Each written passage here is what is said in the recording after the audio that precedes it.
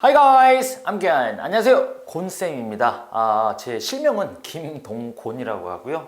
보통 학생분들이 저한테 곤쌤이라고 해서 제 닉네임이 곤쌤인데 앞으로 저를 곤쌤으로 제가 소개를 하도록 하겠습니다. 제가 여기 왜 나왔냐면 여러분들과 함께 지텔프 상급 모의고사 문제 또 이런저런 어떻게 상급에 대비를 할 것인지를 하나하나 알려드리려고 나왔어요. 그래서 이번에 또 지텔프 상급 이 공식 수험서가 또 나왔거든요. 그래서 시중에 서점에 가시면 구매하실 수 있으니까요. 이 교재를 중심으로 제가 이번 강의를 하려고 합니다. 아시겠죠? 그래서 요거 꼭 기억하시고요. 그래서 GTF 상급 강의를 본격적으로 시작하기 전에 전반적으로 GTF 상급에서는 어떤 문제들이 나오는지 어느 정도는 좀 알고 공부를 하는 게 더 좋겠죠. 그래서 제가 간단하게 좀 설명을 드리도록 하겠습니다. 네, GTF 상급 공식 수험 아까 제가 보여드렸던 그 책이에요. 이제 세 가지 영역이 있죠. GTF 상급에서는 첫 번째로 문법 있죠. 다들 알고 계시겠죠? 그 다음에 청취, 리스닝, 그 다음에 독해 및 어휘. 보통 이 세 가지 영역이 있죠. 그 다음에 저희 교재에서는 이 문법, 청취, 독해 및 어휘 외에 또 따로 실전 모의고사까지 저희가 특별히 챙겨 드립니다. 그래서 여러분들이 하고 같이 문법, 청취, 독해 및 어휘 공부 다 하시고 마지막으로 실전 감각을 기르기 위해서 모의고사까지 이 책에다가 다 집어 넣었거든요. 굉장히 교재가 잘 나왔어요. 여러분들 절대 실망하지 않으실 겁니다. 네, 그리고 저희 이번 강의에서 중점적으로 볼 것이 각 영역 파트의 유형을 파악하는 거예요. 그렇죠. 우리가 시험이잖아요. 이건 시험 영어예요. 그렇기 때문에 어떤 시험, 아무리 영어를 내가 선생님 저 영어 회화 정말 잘하는데요, 미국에서 오래 살다 왔어요, 뭐 이렇게 하더라도 또 시험은 또 다를 수가 있거든요. 그래서 각 영역 파트의 유형을 잘 파악을 해야 돼요. 어떤 문제의 유형들이 나오는지를 이거를 하나하나 더 설명을 해 드릴 겁니다. 그리고 아까 말씀드린 것처럼 다 준비하고 나면 실전 대비까지 할 거예요. 모의고사 딱 풀어보면서 내가 지금까지 공부했던 것들이 실전에 됐을 때 내가 잘 해낼 수 있을 것인지 스스로 자가점검을 할 수가 있겠죠. 그래서 전반적으로 저희 교재가 이런 식으로 구성이 돼 있다. 네, 좀 더 구체적으로도 말씀드릴게요. 아까 말씀드린 것처럼 세 가지 영역이 있다 그랬어요. grammar, 문법이랑 listening, 청취죠. listening이랑 그 다음에 reading vocabulary, 독해랑 어휘 이렇게 총 세 가지 영역으로 나뉘어 있습니다. 그런데 grammar 우리 레벨 상급에서는요, 우리 영어 문법이 엄청나게 많죠. 여러 종류가 있는데 레벨 상급에서는 나오는 문법 종류가 딱 정해져 있어요. 시제, 가정법, 접속사, 비교급 및 최상급 딱 요 네 가지 사항만 보시면 될 것 같습니다. 네. 다른 거 선생님 간접 의문문 무슨 여러 가지 있잖아요. 수동태 일단은 레벨 상급 준비하시는 분들은 다 하실 필요는 없어요. 딱 이 네 가지. 그래서 저와 함께 이 네 가지 문법만 보시도록 할게요. 그 다음에 청취 리스닝입니다. 여러 가지 리스닝들이 있어요. 근데 어떤 종류의 리스닝이 나오냐? announcement가 있어요. announcement 어떤 공고문, 발표, 뭔가 공고를 할 때 사람들이 올해에는 어떤 발표가 있을 것입니다 하면서 정보 전달을 위한 어떤 공고문이 있고요. 그 다음에 description, 묘사가 있어요. 그렇죠? 뭔가에 대해 묘사를 어떤 기계에 대해서 묘사할 수 있는 것이고 무슨 여러 가지 시설물들을 묘사할 수도 있죠. 그래서 묘사하는 또 영역이 있고, 그 다음에 personal experience가 있어요. 개인의 경험이에요. 어떤 개인적으로 정말 말 그대로 경험했던 어떤 이야기나 내용들을 말하는 어떤 그런 부분이 있고, 그 다음에 asking directions, 말 그대로 방향을 묻는 거죠. 즉 길찾기입니다. 누군가가 지금 제가 어디 가야 되는데 어떻게 가야 되나요? 그러면은 어느 고속도로 타시고 어디 가서 이렇게 가셔야 돼요. 어떤 이런 종류의 대화거든요. 그래서 이 전체적으로 이 청취는 이 네 가지 유형이 있다. 그래서 각 문항당 각 유형당 6문제씩 이렇게 나와요. 그래서 총 100점, 총 시간이 20시간 주어지고, 아까 문법 같은 경우는 총 22개 문항이 나오고 마찬가지로 100점이 이렇게 배점이 됩니다.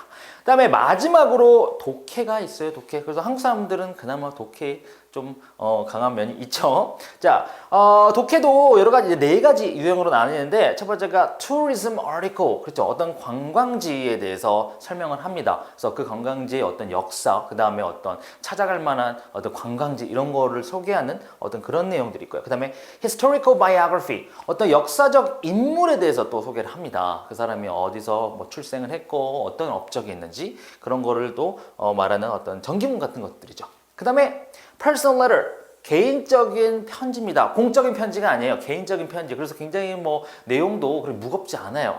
내가 어디 뭐 요즘 여기서 한 달간 살고 있는데 이런 게 좋더라, 저런 게 좋더라, 이런 식으로 친구들끼리 아니면 가족끼리 편하게 나눌 수 있는 그런 편지 내용들이 있고요. 그 다음에 announcement입니다. 또 공고입니다. 어떤 행사나 어떤 무언가에 대해서 공개적으로. personal letter는 개인적인 내용이라면 이제 announcement은 조금 더 이제 공적인 내용들이 좀 담겨 있겠죠. 자, 여기도 마찬가지로 리스닝처럼 각 유형당 6문제씩 이렇게 나오고요. 총 이제 100점. 그래서 문법, 리스닝, 그 다음에 리딩 총 각 100점, 100점, 100점 해가지고 총 300점 만점으로 이루어진다. 그리고 총 시간은 시험 시간이 총 80분 이루어진다. 그래서 대략 시험 구성이 이렇게 된다는 거 좀 알고 계시면 좋겠고요.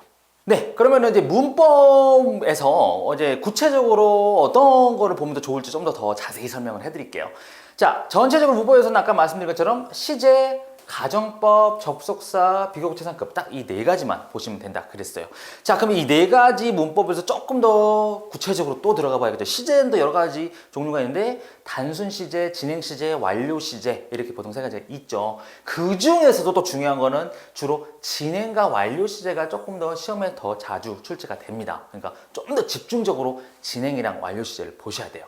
자, 그 다음에 가정법 같은 경우도 보통 이제 현재형, 과거형, 과거 완료형이 있는데 좀 더 중점적으로 보셔야 되는 거는 가정법 현재형이랑 과거형 이 두 가지를 좀 더 집중적으로 보셔야 되고, 그 다음에 접속사 같은 경우는 종속 접속사, 그 다음에 등위 접속사 있고, 그 다음에 마지막으로 비교급, 최상급 이렇게 볼 수가 있습니다. 그래서 제가 그럼 이렇게만 말씀드리면 좀 이해가 안 될 수도 있으니까 좀 실제로 문제를 보면서 제가 설명을 해드릴게요. 자, 여기 보면은 선생님 이거 다 읽어야 됩니까? 그렇죠. 물론 영어 잘하시는 분들은 다 읽으셔도 돼요. 근데 내가 자신이 없다. 그럴 경우는 우리가 좀 스킬이 필요하죠. 좀 스킬을 좀 알려드릴게요. 간단하게. 일단 다 보지 마시고요. 지금 여기 빈칸에 들어갈 말을 찾는 거예요. 빈칸에 들어갈 거. 그렇기 때문에 이 빈칸 들어갈 요문 여기서부터 해석을 시작하시면 될 것 같아요. 자, 근데 여기서 지금 when이라는 게 나왔어요. 이런 것도 when. 이게 뭐뭐 할 때잖아요. when. 뭐뭐 할 때 특정 시점을 물어보는 건데 여기다가 또 과거형이 같이 붙어 있다는 겁니다. when에다가 when에다 주어에다가 과거형이 붙어 있으면 뒤에 나오는 것들은 주로 앞이나 뒤에 나오는 것들은 보통 과거 진행. 여기서는 지금 when이 뒤에였을 경우는 앞에 주어의 과거 진행이 나오고 또 when이 앞에 나왔을 경우에는 뒤에 과거 진행이 붙는 거죠. 그래서 이런 식으로 지금 when에다가 과거형 동사가 이렇게 딱 보인다. 그러면은 진행형으로 들어간다. 과거 진행형으로 들어가는 거죠. when에다가 과거 동사가 나오면은 과거 진행이 붙는 거. 그래서 이런 식으로 여러분들이 이제 단서가 되는 것들, 이런 거는 이런 눈치가 딱 빨리 이제 캐치를 하는 거죠. 그래서 이거만 보고 일일이 다 해석해가지고 문제 푸는 건 쉽지 않을 거거든요. 그렇기 때문에 이런 거 규칙을 꼭 한번 보시기 바랄게요. 하나 더 한번 예를 들어 볼까요? 자, 이거 같은 경우도 마찬가지로 다 해석하실 필요가 없어요. 그냥 이 괄호 여기 이 빈칸 나오는 여 문장부터 해석을 해볼게요. 자, 근데 여기서 지금 보면 if가 나왔어. if가 뜨는 순간 이거 가정법 문제구나 한 거죠. 가정법에는 지금 현재형, 과거형, 과거 완료형이 있는데 지금 head가 나왔어요. 이거 지금 그러면 if 가정법의 과거형이라는 얘기죠. if 가정법 과거형이니까 뒤에 나오는 것도 시제를 맞춰줘야 돼. 과거형, 그러니까 will이 아니고 would가 나와줘야 된다는 거거든요. 그래서 if에다가 과거동사 if에다가 좀 과거형이 나왔으니까 뒤에 나오는 것도 would, could, should 이런 식으로 과거형, will의 과거형이 would잖아요. 그래서 이런 식으로 if 딱 떴으면은 과거형 나왔으면 뒤에가 would나 could 뜨겠구나. 이런 식으로 생각을 하시면 된다라는 거죠. 아시겠죠? 그래서 다 막 해석하시려고 하지 마시고 이런 것들 주요 단서가 되는 단어들을 좀 탁탁 캐치해가지고 보는 훈련을 좀 많이 하도록 하겠습니다. 네, 그 다음에 이제 청취, 리스닝이에요. 청취, 리스닝 아까 말씀드린 것처럼 네 가지 유형이 있어요. announcement, 그래요. 발표죠. 단순 정보 또는 공적인 발표문에 대한 어떤 청취입니다. 그 다음에 description, 묘사죠. 그래서 친숙한 사물의 기능, 뭐 물질의 특징 등에 대해 설명하는 건데 디스크립션 같은 경우는 아무래도 어떤 전문 용어들이 좀 가끔 튀어나올 때가 있어요. 어떤 기계에 대해서 어떤 이 기능의 요 파트 부분만 해서 조금 단어들이 어려울 수 있으니까요. 이런 부분 좀 유의를 하시고. 그 다음에 personal experience, 개인적 경험입니다. 그래서 청취자에게 친숙한 개인적인 얘기. 여기 같은 경우는 그나마 좀 어휘 같은 부분은 조금 부담이 덜해요. 왜냐면 개인적으로 친숙한 얘기들이 나는 부분이기 때문에. 그 다음에 asking directions, 그죠? 전화로 길을 안내하는 부분입니다. 그래서 전화로 길을 안내할 때 보면 좀 이렇게 많이 나오는 그런 표현들 몇 개 있죠. 어디 무슨 고가도로, 그 다음에 뭐 원형도로 타고 어디 고속도로 타고 이런 거를 의미하는 듯한 그런 단어들 정도 조금 미리 알아놓으면 좋겠죠. 그래서 이제 청취 리스닝은 이렇게 네 가지 유형의 지문들이 있다. 그다음에 마지막으로 독해 및 어휘예요. 독해 지문 같은 경우도 총 4가지로 이루어져요. 첫 번째는 뭐냐면 tourism article이에요. 역사적 내력과 함께 관광 명소를 간략히 소개하는 부분입니다. 그래서 뭐 전반적으로 이 도시가 어떤 역사를 가지고 있고 이 도시에는 이러이러한 관광지가 있습니다 라고 정보를 전달하는 내용이 있습니다.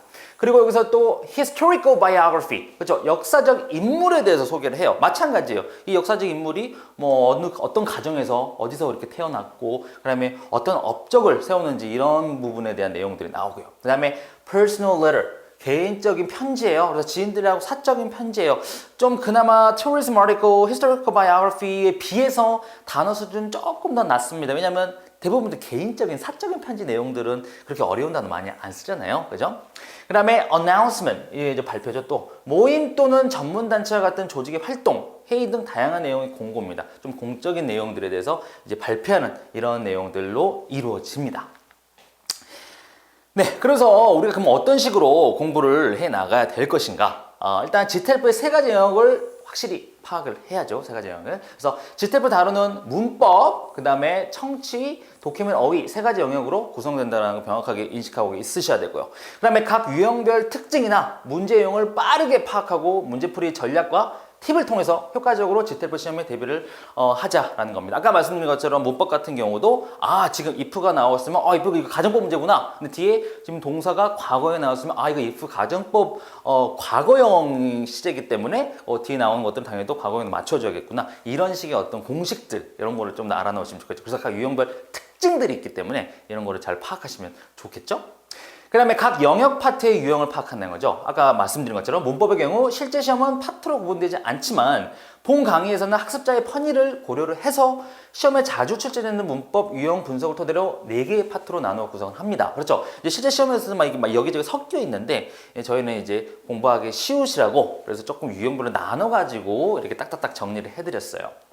그 다음에 청취와 독해 및 어휘 영역은 각 4개 파트로 나눠서 구성이 된다. 그래서 이런 부분들도 미리 좀 알고 계시면 좋겠고요. 자, 이제 마지막으로 이렇게 다 유형 파악하고 어떤 식으로 표사할지 팁들도 다 받고 했으면은 이제 진짜 실전 대비를 해야겠죠. 실전 대비. 그래서 실제 테스트와 똑같은 환경에서 모의 테스트를 할 수 있도록 실전 모의고사 1회분을 수록을 했습니다. 교재에. 그래서 실제 시험에 임하는 마음으로 섹션별로 시간을 적절히 분배를 해서 문제를 풀면서 최종 점검이 가능하겠죠. 그래서 실제로 시간 같은 거 타이머도 딱 이렇게 낮춰놓고 진짜 시험 보는 것처럼 마지막 실전 대비를 해보는 겁니다. 네, 그래서 이런 식으로 저희가 이런 계획을 가지고 공부를 해볼 건데요. 저만 믿고 잘 열심히 따라오시면 충분히 원하시는 점수를 얻을 수 있을 거라고 봅니다. 아시겠죠? 그래서 저와 함께 지금부터 열심히 공부해 보도록 하자고요. 아시겠죠? 자, 그러면 다음 시간부터 이제 본격적으로 가르쳐 드리도록 하겠습니다. Alright, thank you for watching. See you next time. Bye bye.